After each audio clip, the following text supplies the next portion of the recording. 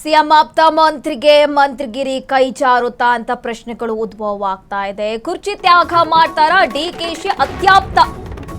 CM ಆಪ್ತ ಮಂತ್ರಿಗೆ ಮಂತ್ರಿಗಿರಿ ಕೈ ತಪ್ಪುತ್ತಾ? ಕುರ್ಚಿ ತ್ಯಾಗ ಮಾಡ್ತಾರಾ ಡಿಕೆಶಿ ಅತ್ಯಾಪ್ತ? ಒಬ್ಬರನ್ನು ಸಮಾಧಾನ ಮಾಡಲು ತ್ಯಾಗಸ್ತ್ರ ಮಾಡ್ತಾರಾ ಅಂತ ಲೇಔಟ್ ಕೃಷ್ಣ ಬಗ್ಗೆ ಸಿಗುತ್ತಾ ಮಂತ್ರಿಗಿರಿ? ಹಾಗಾದ್ರೆ ವಿಜಯನಗರ ಶಾಸಕರಿಗೆ ಕುರ್ಚಿ ಬಿಡ್ತಾರಾ?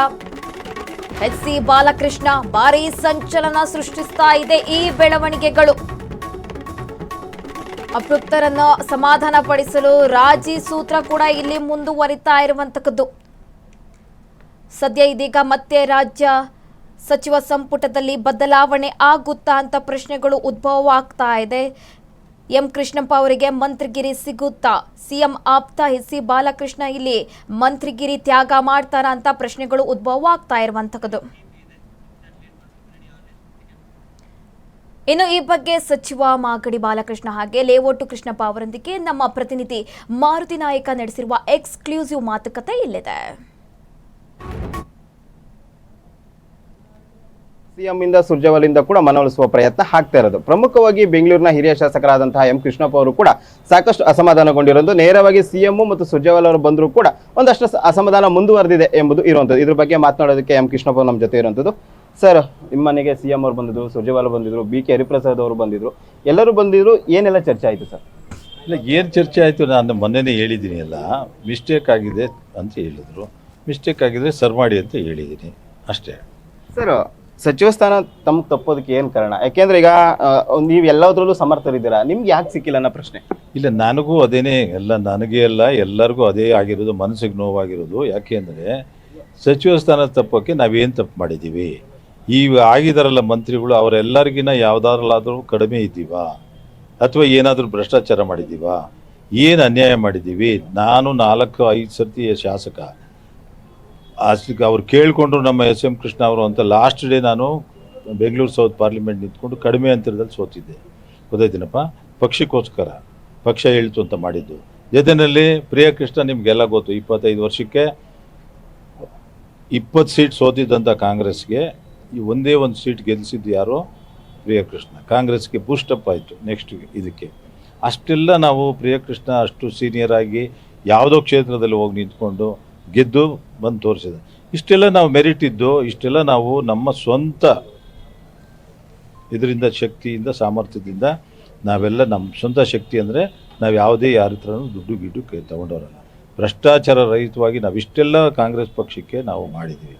ಕಾಂಗ್ರೆಸ್ ಪಕ್ಷಕ್ಕೆ ಗೌರವ ತಂದುಕೊಟ್ಟಿದ್ದೀವಿ. ಕಾಂಗ್ರೆಸ್ ಪಕ್ಷನೂ ನಮ್ಮನ್ನು ಗುರುತಿಸ್ತಿದೆ ಅಂತ ನಾವು ತಿಳ್ಕೊಂಡಿದ್ದೀವಿ. ಗೊತ್ತಾಯ್ತಾ? ಇದು ಕೊನೆಗೆ ಯುವಕರಿಗೆ ಅಂತ ರಾಹುಲ್ ಗಾಂಧಿಯವರು ಎಲ್ಲ ಹೇಳ್ತಾವ್ರೆ, ಯುವಕರಿಗೆ ಕೊಡಬೇಕು ಮುಂದೆ ಅಂತ. ರಾಹುಲ್ ಗಾಂಧಿಯವ್ರಿಗೆ ಯಾರು ಮಿಸ್ಗೈಡ್ ಮಾಡಿದ್ದಾರೆ ಅದು ಗೊತ್ತಾಗಬೇಕು. ಪ್ರಿಯಕೃಷ್ಣ ಯುವಕನ ಇಲ್ವಾ? ಸೀನಿಯರ್ ಮೋಸ್ಟ್ ಯುವಕನ ಇಲ್ವಾ? ಇವರೆಲ್ಲರಿಗಿನ ಯುವಕನ ಇಲ್ವಾ? ಯಾರ್ಯಾರು ಯುವಕರಾಗಿದ್ದಾರೆ ಗೊತ್ತಾಯ್ತೇನಪ್ಪ, ಅವರೆಲ್ಲರಿಗಿನ ಯುವಕ ಪ್ರಿಯಕೃಷ್ಣನ ಇಲ್ವಾ? ಅದನ್ನು ನಾವು ರಾಹುಲ್ ಗಾಂಧಿಯವರಿಗೆ ಮನವರಿಕೆ ಮಾಡಿಕೊಡ್ಬೇಕು.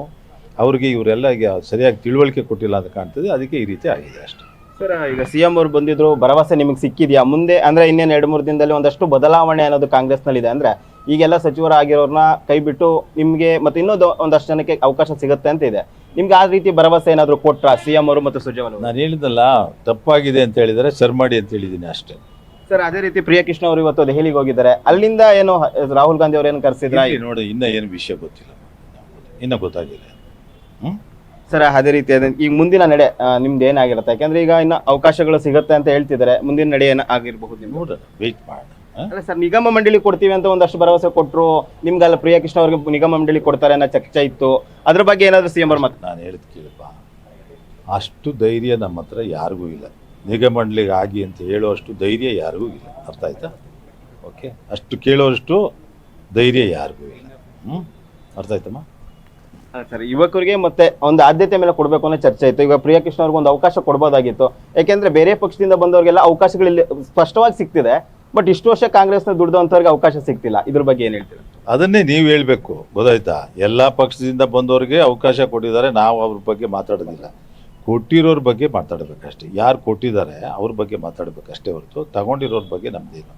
ಏಕೆಂದರೆ ಅವರು ಕೊಟ್ಟಿದ್ದಾರೆ, ತಗೊಂಡಿದ್ದಾರೆ ಅಷ್ಟೇ. ಗೊತ್ತಾಯ್ತೇನಪ್ಪ. ನಾವು ಇದೇ ಪಕ್ಷದಲ್ಲೇ ಗೂಟ ಹೊಡ್ಕೊಂಡು ಕೂತ್ಕೊಂಡಿದ್ದೀವಲ್ಲ, ಅದೇ ತಪ್ಪಿರ್ಬೋದು. ಇಲ್ಲ ಭ್ರಷ್ಟಾಚಾರ ರಹಿತವಾಗಿದ್ದೀವಲ್ಲ, ಯಾರಿಗೂ ದುಡ್ಡು ಯಾರ ಹತ್ರನೂ ಕೈ ಹೊಡೆದೆ, ಅದು ತಪ್ಪಿರ್ಬೋದು.